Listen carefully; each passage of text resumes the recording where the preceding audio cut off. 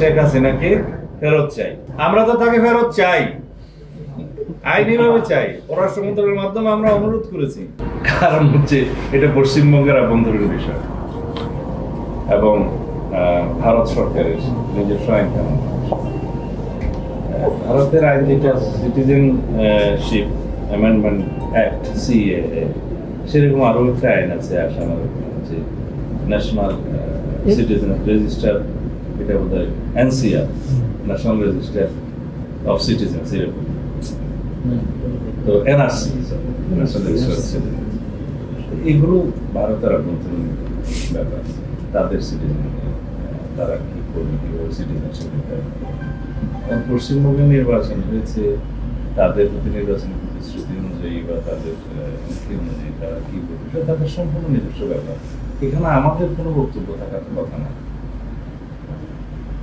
আমরা আমাদের সীমান্তে আমাদের বিজিবি মোতায়েন আছে, আমরা অবৈধ অনুপ্রবেশ আমরা ঠেকানোর জন্য আমরা সতর্ক অবস্থায় আছি।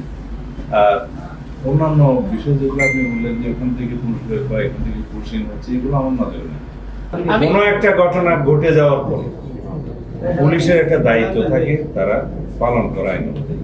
কিন্তু প্রোঅ্যাক্টিভ কাজটা হচ্ছে যাতে ঘটনা সংঘটিত না হতে পারে, সেই জন্য প্রিপারেশনের মেজার্স সেরকম বিষয় আছে, যেমন মাদক দ্রব্যের বিষয়ে মাদক উদ্ধার এবং মাদক চোরাচালানি বা মাদক ব্যবসায়ীদের আমরা গ্রেফতার করছি আমাদের একটা ইনফরমেশনের ভিত্তিতে, ইন্টেলিজেন্স সাপোর্টের ভিত্তিতে।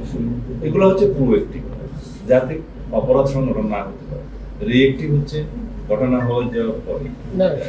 আমরা তো তাকে ফেরত চাই, আইনিভাবে চাই। পররাষ্ট্র মন্ত্রণালয়ের মাধ্যমে আমরা অনুরোধ করেছি, এক্সট্রাডিশন চুক্তি অনুসারে অনুরোধ করেছি। আমরা শেখ হাসিনাকে ফেরত চাই এবং আমরা চাই তিনি মামলা ফেস করুন। তো এখন যদি কেবল আসতে চায়, আমরা তো তাকে চাচ্ছি ফেরত। এরকম বিধিনিষেধ আছে বলে আমার জানা নেই।